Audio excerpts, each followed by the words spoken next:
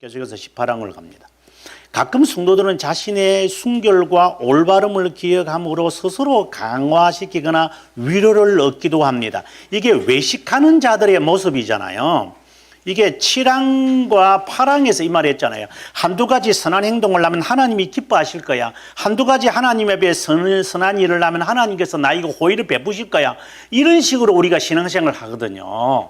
6일 동안 지 마음대로 살다가 주일을 하러 가서 봉사하고 예배 참석하면 된다. 이런 식의 신앙생활을 하고 있는 자들이잖아요. 한국 교회가. 온통 그따위들이죠. 그래서 주일날 아침 예배 한번 보고 그 다음에는 오후에는 지 하고 싶은 짓 다 하고. 근데 하나님께 의무 다 했으니까 이제부터 내 날이다. 이런 식으로 신앙생활을 하는 껍데기들이, 그거 외식하는 자들이거든요. 그 위선자들이거든요. 그거요.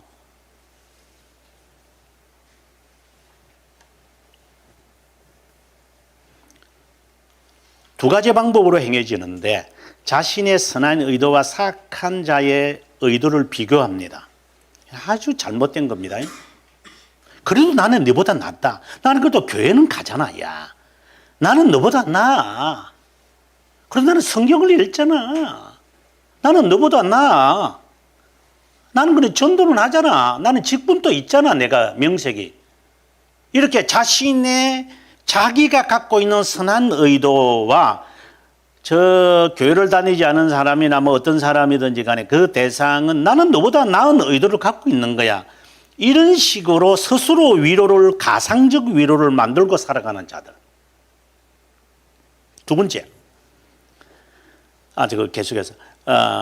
자신의 의를 추천해서라기보다 적대자들의 공의와 정의를 받아야 하는 저주에 대한 승리를 확신합니다.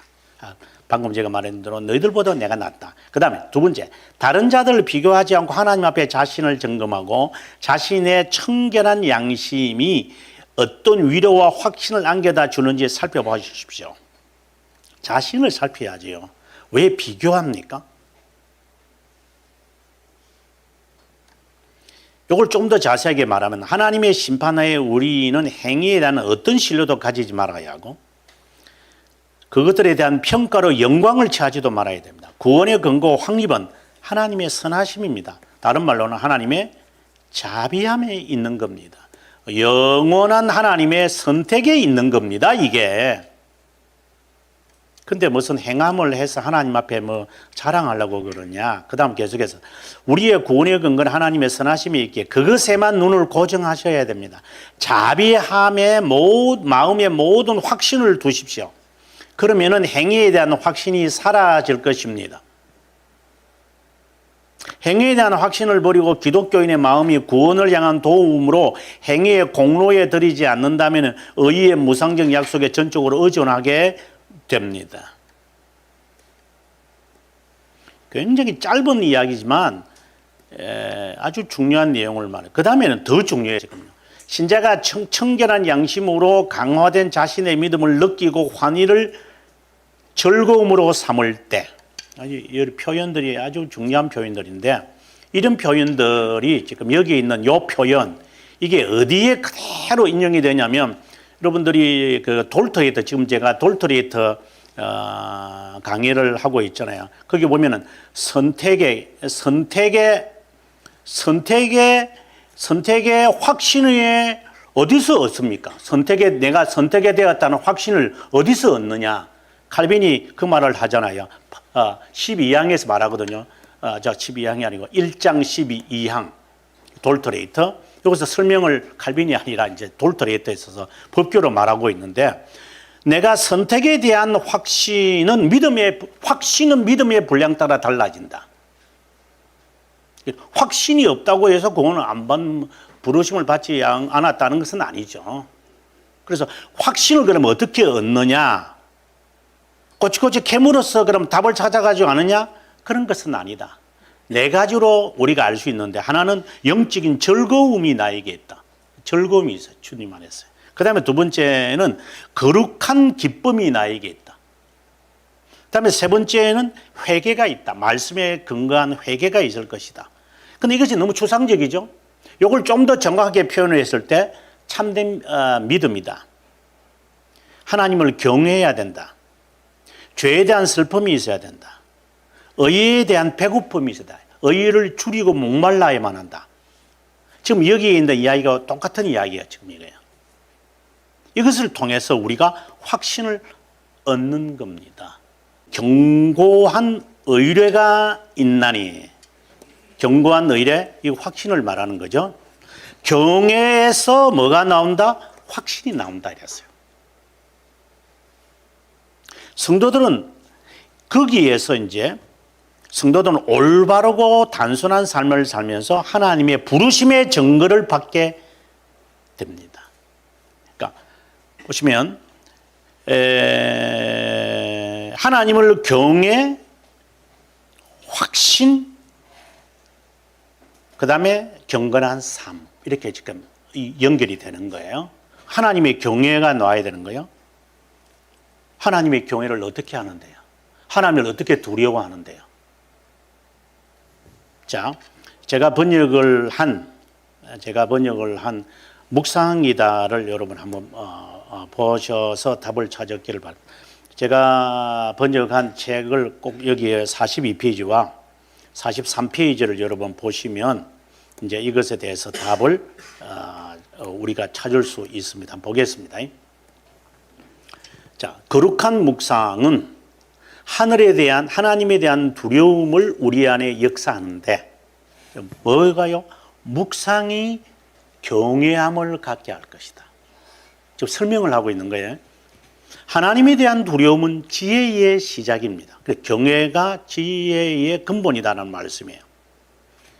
그 다음에 좀 더 내려가서 어느 누구도 하나님께서 허용하지 않으면 어느 누구도 우리에게 상처를 줄 수 없다는 것을 연구했다면, 전능하심을 연구했다면 두려워했을 것이다. 자, 그러면 무슨 말이에요? 묵상이 두려움을 준다 그랬어요. 이 경외가 우리에게 하나님을 경외하는 것이 무엇을 주는 겁니까? 확신을 주는 겁니다. 이 확신이 무엇을 줍니까? 우리들에게 경건한 삶을 줍니다. 이렇게 지금 논리적으로 설명을 하고 있는 거예요. 그런데 이 묵상이라고 하는 이 대요 사이에 뭐가 들어갑니까? 하나님의 전능하심이 들어갑니다. 이거 제가 지난주 설교했던 내용이에요. 만군의 여호와라고 하는 제목으로 이 전능하심이 뭔데요? 하나님의 섭리예요. 하나님의 섭리를 당신이 묵상을 한다면 하나님을 두려워하게 될 것이고, 두려워하게 되어지면 당신은 확신을 갖게 될 것이고, 그 확신이 있어야 삶이 나옵니다. 근데 묵상을 안 해. 시작부터 첫 단추부터 잘못 끼워졌는데 뭐 해서 삶이 바뀌겠어요? 신앙생활 제대로 스텝 바이 스텝으로 하십시오. 지금까지 엉망진창으로 배우지 말고, 배우려면. 그 다음에 계속해서 봅니다. 볼게요. 하늘과 땅을 창조하시고 자신의 손으로 만사를 지배하시는 당신의 하나님이신 주님을 기억하고 생각했던 묵상을 말하죠. 당신은 죽을 수밖에 없는 죄인임을 당신이 깨닫게 될 것입니다. 그래서 묵상이라는 것이 얼마나 중요하다는 것을 우리에게 지금 언급하고 있는 거 아니에요? 그죠? 정리를 여러분 하시면 돼요. 제가 지금 앞에서 이야기했던 대로 묵상, 무엇에 대한 묵상이에요? 섭리. 그럼 뭐가 생긴다고 했어요? 경외심. 이 경외심은 무엇을 낳게 해요? 바로 확신. 이 확신은 어디로 가요? 삶으로 간다. 그래서 이 책에서 계속해서 강조하는 게 묵상 없이는 신앙생활을 못한다 이 말입니다. 이 가장 기본이다. 하나님의 말씀에 대하여 거룩한 묵상을 배워라 하는 법을 해야 돼요. 이거 안 하면 절대 이까지 못 가요. 꼭 무엇을 해라? 하나님의 섭리를 묵상해라. 이거 없이 그냥 갑자기 하나님을 경외한다, 노래 따라 부른다고 하나님을 경외하게 돼 확신 얻는다고요. 이 전부 다 엉뚱한 소리들입니다. 그래서 다른 철학과 다른 프로그램을 막 집어넣어서 돌아가는 겁니다. 이거 아무것도 안 됩니다. 그거 한번 수십 년간 해보십시오. 삶이 바뀌는 거.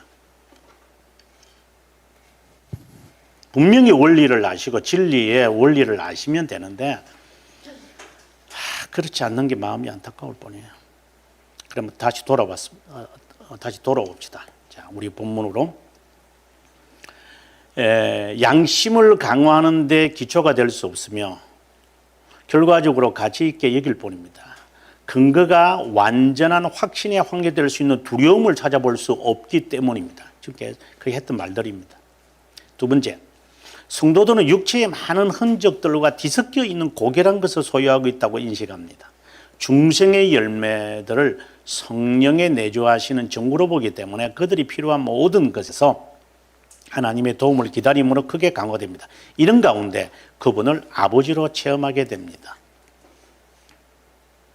하나님의 자비하심, 다른 말로 하나님의 선하심, 이것을 묵상이라는 자체가 우리들에게 그러한 확신을 허락할 거예요. 그때 계속해서 그러한 확신한 약속으로만 보장된 하나님의 선하심을 먼저 이해하게 될 때야 이 체험을 가질 수 있을 뿐입니다. 만일 선행으로 그것을 판단하기 시작한다면 이 체험은 불확실하거나 희미하게 될 것입니다. 행위 자체를 판단하면 자신의 불완전한 청결로 그분의 선하심을 증명하는 것이나 자신의 불완전함으로 하나님의 진노를 선하는 것이나 다를 바 없기 때문입니다. 요약하면 행위는 하나님의 자비함을 선항함으로 무상으로 주신 하나님의 호의를 떠나지 않게 합니다. 이거는 증거를 말하죠. 그 혜택은 그 너비와 길이와 높이와 깊이가 있습니다. 이 의미는 경건한 자의 마음은 어디를 가든지 아무리 높이 오르든지 넓고 멀리 뻗어나가든지 여전히 하나님의 사랑에서 떠나지 않아야 하고 그 사랑을 전적으로 묵상하는데 힘써야 합니다. 하나하나들이 코드로 다 들어가 있어요. 그래서 제가 주일 오후에 저희 교회에서 공부하면서 제가 그랬죠. 진리는, 바른 진리는 어느 책을 봐도 이 공식이 다 들어가게 돼 있어요. 코드이기 때문에. 하지만 거짓된 자들의 내용은 뒤죽박죽 되어 가지고 이 기본적 진리를 대입시키면 안 맞아. 왜? 그 선 작가 자체가 거짓된 자이기 때문에. 그래서 제가 코드를 여러분에게 이야기하는 거예요. 이걸 외워서 마음에 딱 명심을 해서 보면 이거는 책이 아니야. 이 톰 라이터 같은 애들은 아르미니스 파구나 지칠 줄 아는데 그게 안 보이는 거예요. 그게 왜? 내가 그런 자가 아니기 때문에. 묵상에 힘쓰십시오. 그 사랑의 모든 범위를 포함하고 있기 때문입니다. 사랑이 모든 지식보다 탁월하고 능가하고 그리스도께서 우리를 얼마나 사랑하는지 인식하게 될 때 하나님의 모든 충만하신 것으로 충만하게 됩니다. 이제 성도들은 행위에 대한 자기의 확신을 왜 가지지 말아야 하는지 알게 될 것입니다. 첫째, 자신의 공로로 돌려서는 안 됩니다. 행위가 그분의 선하심을 인식하게 하는 선물로만, 자신을 선택하심을 인식하게 하는 부르심의 표징으로만 하십시오. 계속해서 하는 말들이잖아요. 제가 여러분들에게 돌토레이트에서 이야기한 믿음의 분량에 따라서 확신을 가질 수 있는 거다. 그는 영혼의 기쁨이며 영적인 즐거움이 있는 것이고 의에 대한 사모함의 마음이 있는 것이고 그리고 효성스러운 경외가 따라오겠죠. 그것으로 내가 하나님의 부르심을 받은 자구나 이렇게 정보로만 보는 것이지 그렇게 하는 사람이 하나님의 자녀다라고 봐서는 안 되죠. 이거는 다른 거예요. 이거는요. 두 번째, 어떤 경우든 행위가 그리스도 안에서 얻는 무상적 의를 축소시켜서는 안 됩니다. 그 이유는 행위에 대한 자기의 확신이 무상적 의에 의존하고 그 의 없이 존재할 수 없기 때문이다. 그래서 우리의 행위를 가지고 감히 하나님 앞에 허풍을 떨지 말아야 하는 두 가지 이유가 있습니다. 선행을 했다 하더라도 자기 것이란 없습니다. 아주 중요한 거지. 청지기 사상이라 그래요. 선행 역시 수많은 죄로 제압당하기 때문입니다. 왜요? 죄의 잔재들이 있기 때문에. 여기에서 그의 양심은 확신보다 두려움과 당황함을 더 느끼게 됩니다. 그래서 자신이 옳게 행할 수 있었던 어떤 일을 하나님께서 바라보셨으면 하고 바라는 유일한 길은 자신을 부르신 은혜를 그 안에서 그분이 시작한 사역을 완성하는 것입니다. 이 말은 그리스도에 대해서 아는 겁니다. 그리스도를 아는 것이 곧 그분의 은혜를 바라볼 수 있는 유일한 길이에요. 그래서 그분을 바라보았더니 광채여 이러잖아요. 아버지의 광채시여 그분의 형상이시라. 그리스도가 하나님이시기 때문에 그분을 통하여 하나님이 어떠한 분임을 우리는 조금 실존을 맛보는 거예요. 저에게. 그 다음에 계속해서 마지막 부분으로 이제 갑니다. 마지막 항. 신자의 선행이 주님의 혜택을 받는 원인이라고 말하는 것에 대해 생각해 봅시다. 이 말은 이제 보상이라고 보시면 됩니다. 우리가 하나님께 보상을 받을 때가 있거든요. 이렇게 하니까 하나님 복 주시던데요 하면서 자기 나름대로의 공식을 만들어요. 그럼 그걸 어떻게 봐야 됩니까? 물론 보상에 관해서는 나중에 3권 18장에서 이야기할 거예요. 자세하게 하겠지만 여기서는 지금 이제 언지를 주는 거예요. 칼빈이 본래 이렇게 논리적으로 설명해 가요. 그 의미는 영생을 그것에 기인시키는 것이 아니라 선택자를 영화롭게 하기 위해 의롭다 여기기 때문이라는 겁니다. 다른 말로 한다면 하나님이 우리에게 보상을 주시고 행위에 대한 것에 대한 달콤한 은사를 주시는 이유는 뭐냐? 하나님의 너그러움 때문이다. 칼빈 나중에 그 말해요. 너그러움 때문이지 너 행위 자체 때문이 아니다. 너를 격려하기 위한 것이다. 이렇게 말합니다. 순서상 선행적 은혜를 따라오는 은혜의 계단이 되어 원인으로 삼기 때문입니다. 선행적 은혜 원인으로 삼기 때문입니다. 이게 다 같은 말입니다. 그분은 참된 원인이 부여될 때마다 행위의 편한지를 삼지 말고 그분의 자비함에 줄곧 이 명상 줄곧 명상하라는 겁니다. 하나님의 자비함을 명상하십시오. 참된 것을 나타내기 위해 비교 즉 죄의 삭은 사망이요 하나님의 은사는 영원하다라고 합니다. 이 뜻은 죽음이 인간의 행위에서 오는 응분의 결과이지만 생명이 하나님의 자비함에만 의존한다는 것입니다.